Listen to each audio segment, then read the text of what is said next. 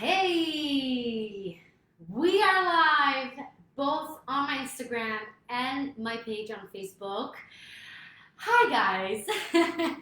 Feels so good to say that. Honestly, I feel it's been forever since I just came out live and I missed you. I really did. So, wherever you are, it's 7:33 here in New York City. Let me know how you're doing. Where are you watching from? How was your day? Get yourself a nice glass of water, tea, coffee, wine, whatever makes you feel good, and jump into this live with me in the next 15 minutes or so. I actually was planning to go live with another vocal coach, but just things didn't work out, which happens sometimes. But I decided to do today a live about something that I feel not a lot of people talk about, and I think a lot of singers need to know about. So, how we can incorporate more self care into our vocal practice.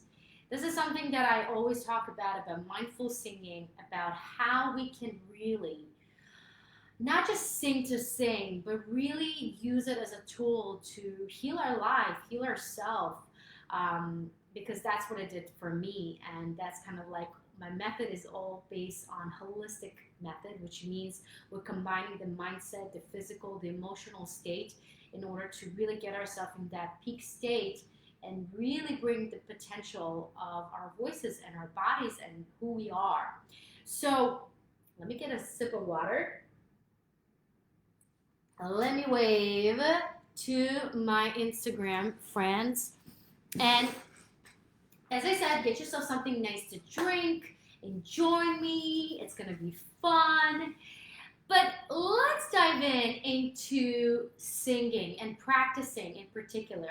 How many of you, and let me know in the comments, even if you're watching the replay, it's all good. Hashtag replay and just answer the question. Uh-oh, somebody calling me.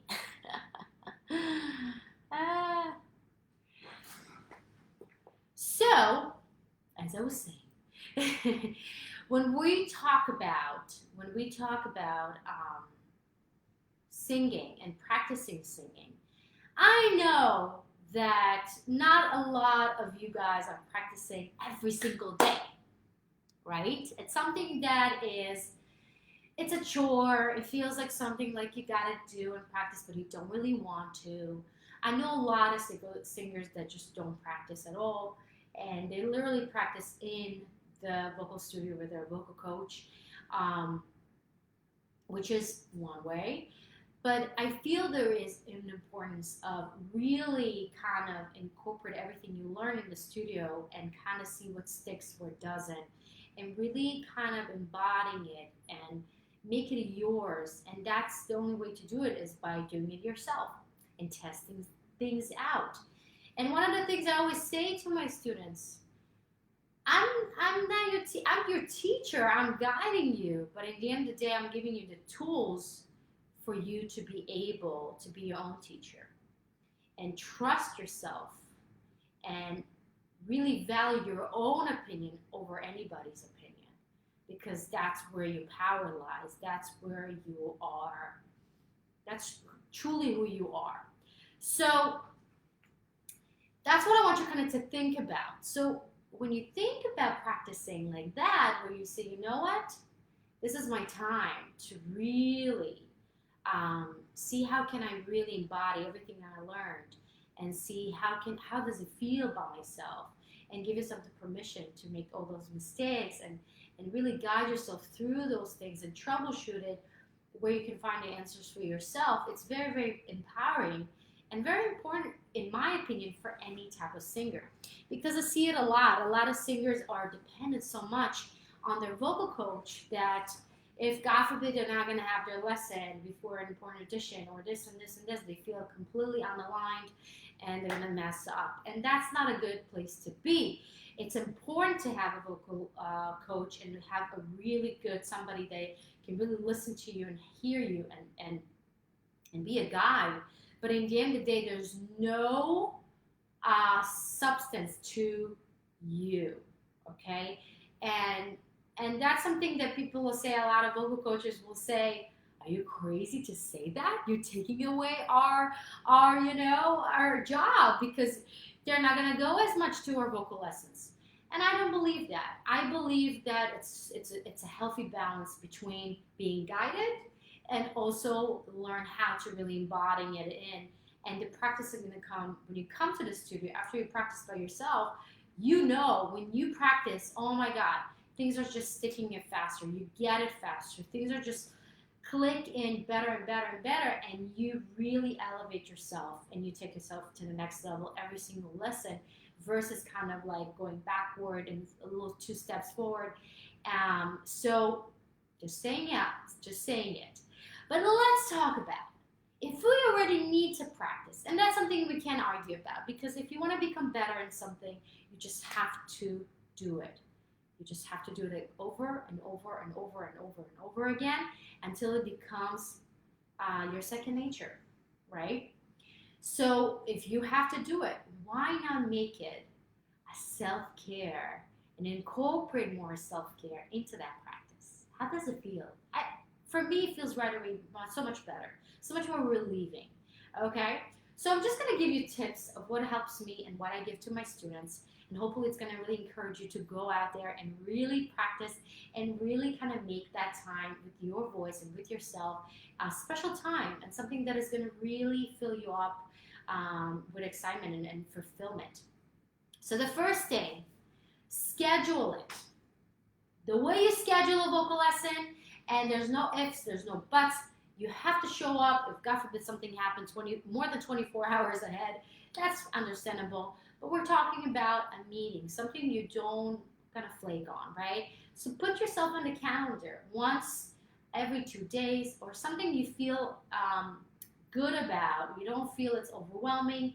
You feel you can stick to it. If it could be once a week, it could be twice a week, 30 minutes up to an hour. Whatever you have, it's better than nothing. So definitely 30 minutes. That's pretty much the standard to really kind of practice your voice. I like to kind of 15 minutes to do a vocal warm-up and then go dive into my repertoire, whatever I need to work on. So that's a good balance. Sometimes I need more. So definitely an hour, it's something that I'm usually doing. But if you don't have that hour, 30 minutes is gonna be enough.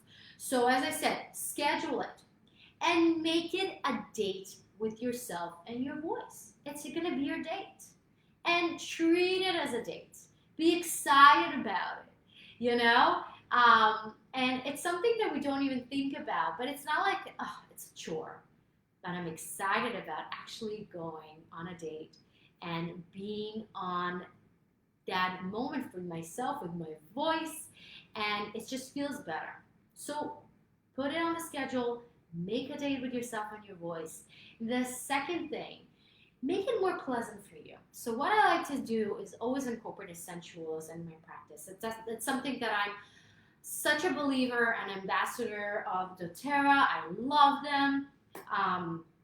If you're looking for really quality essential oils, definitely DM me. I get to have wholesale prices, so I can have that, and I also make blends for my students, and that's something that is just right away feels so good. You can use it on your diffuser, you can use it on your palms and just breathing in, and it just really, really puts you in that mood. Well, another thing you can do to kind of put you in that mood is to light some candles, right? Light some candles, whatever you like, just one candle, just to make that feel like your time with yourself, as I said, right? It's a date, so we want candles. It's always a good idea. Then, I actually like to sage a little bit. I like to sage if I feel like stuck and I feel like I don't want to do anything, and I feel like I need some, like, a little kind of to neutralize myself. I really like to use sage. It's a great way to kind of disinfect and also neutralize the air, right? So doing that, using my essential oils, and then we can also use, after using your essential oils and using your candles and using all those things, what I wanted to say, completely blacked out. It happens. It's fine. And to say, there's something specific I want to say. I don't want to forget it, but it's going to come back to me at some point. But as I said to you, really ask yourself what's going to make your environment more pleasant for you to practice, right? And that's something very important because it's your time. You don't want to be bothered. Obviously, put your phone on silent. Don't let any notification to come through. Really make sure this is your time. You're blocking this time no matter what, no matter what's happening. The world can collapse, but this is your time with yourself. So close that door. And as I said, use what you like to make the room feel inviting and intimate for yourself so you can really kind of doing that. It got back to me. I told you. So another thing that I like to do, if I feel out of it and I feel in that weird funk, breath work. Quick breath work. And I'm going to teach you a quick one, right? We can take breath in 5 seconds, hold it for 5 seconds, and release it on 7, right? So breathing in, hold it, 1, 2, 3, 4, 5, and exhale, 1, 2, 3, 4, 5, 6, 7, and you just keep doing that cycle, 3, 4, 5 times, 6 times, until you feel grounded, until you really feel you're in your body and you are not in your head, right? Not in your thinking. And then I like to be grateful for 3 things. And it just puts me in that gratitude. And, I actually thank my voice. I thank my music. I thank the inspiration that's going to come through me while I'm practicing, the ideas that are going to come to me, the opportunity to even practice something for a show that's coming up for me. It's just that being in that mode of gratitude really, really just does some magic to our state right away. So breathing, gratitude, and now you guys are ready. Now, you can also stretch. I like to stretch just to feel my body, just to feel, my body is as flexible as possible. So really do a quick stretch up and down, sideways, and to really kind of get into your body. And one other thing, make yourself a nice cup of tea. It could be a yogi tea. It could be something you like. Any type of tea to really feel cozy and fun. That's something that I always recommend to do. And we can start singing, right? Now we can start singing. And everything that I say to you, it's going to take you, 5, 6, 7 minutes, maybe 10. Depends on how you feel that day. But it's really, really important because without a transition into singing, into being in that mode, you're not going to want to do it, right? So it's really important to do it, and it's a way for you to kind of bring love to yourself, bring self-love and self-care to your practice. And I really, truly recommend it. It truly makes a world of a difference whenever I do it. So when we start singing, we're going to do our vocal exercise. Whatever you do, my students know their regime. They know what they need to work on. There's usually a specific set of exercise they're doing. And then ask yourself, what I am the most excited to work on right now? What kind of song I'm actually excited to work on? And it could be something completely different than what you should practice, right? So I want you to follow that intuition, follow that will of doing something that just excites you. Not because you need to, not because it's, but something that makes you feel good. What do you want to feel? What do you want to sing that just makes you feel good right now? It could be any song. Or it could be maybe just not singing a song, maybe just improvising and just singing out of the blue and just making sounds. It's something you can play around with. But that's something that a lot of people don't even think about it. Like, oh, what excites me? I didn't even think about it. I don't even know what excites me. And then we don't understand why we don't want to sing, why we don't want to practice. Because we're not doing what makes us feel good. We don't do what makes us feel fun and excited. So of course you don't look forward to it, right? But if you really were shifting the focus on what makes you feel good, what makes you feel excited to work on and sing, it's a game changer, right? So I always start with a song that I love, that makes me feel good, that I kind of like, maybe listen in the radio and I want to just try it out just for fun. Wow, they're calling me nonstop. Now, then after you finish that exciting song, right? The second thing is to do the song you need, right? Sometimes we just have to. If you're a student in conservatory, there is a specific set of song that was required for you to learn, or if you're in the course, you have to like learn a specific part. Whatever the case may be, now you're approaching it in a completely different place. You're not approaching from a place of I need to, but how can I really connect to that? And I have a whole video. If you're following me on YouTube, I have a whole video of how to learn a song, and that's something you should definitely check out. I'm not gonna say it all here, it's a lot, but doing that, it's really gonna help you to just be in the spirit of that, okay? Now, that's it. And also finish with a song that excites you. Go back to the song that makes you feel good, whatever that is. Could be a different song, could be the same song. Start and finish with something that makes you happy and give yourself the permission to do so. And I'm telling you, when you start doing this and practice voice like that, it's just so much more fun. And I always kind of write myself down after my practice, okay, what did I do well? What are the 3 things that I actually nailed it? I'm actually proud of myself for doing in this practice. Oh, I actually reached that C really smoothly. Oh, I actually incorporate dynamics in that song. Oh, I actually put myself out there and really brought the intention and the emotion into that song, right? That's something we want to acknowledge. And then I also write myself 3 things that I want to work towards next time, right? Because not everything is going to happen in one practice. It's just not possible. But we want to keep thinking of how we can improve and be better, but not in judgmental and being like mad about yourself. It's more about being aware, okay, this is where I am, but I know where I want to be with it. And really write down what are the 3 things you want to work on for next time. And only 3 things. There's bazillion, for sure. Nobody's perfect, and there's always something to work on.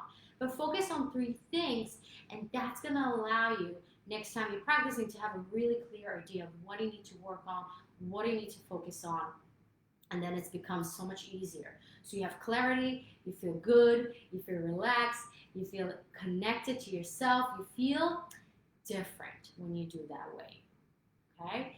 So I hope that helped. I'm going to kind of summarize everything.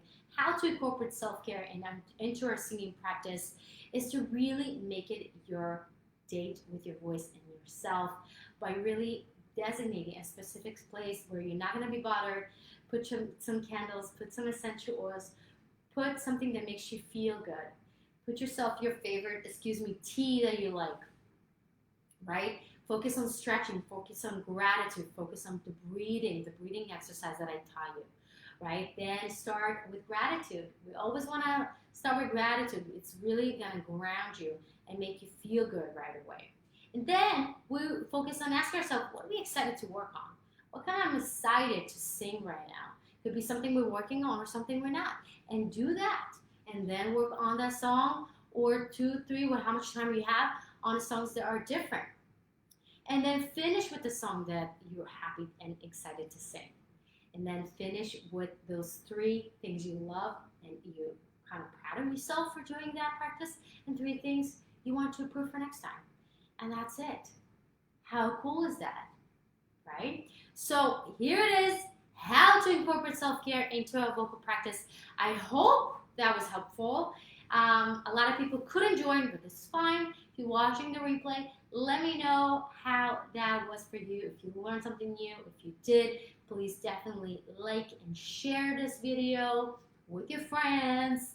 We want to spread the love. We want to spread the knowledge. We want people to know and be more aware And if you have any questions, if you have any comments, if you have your suggestion of how to incorporate more self-love and self-care into your vocal practice, put them in the comments. I'm always there. So there you go, guys.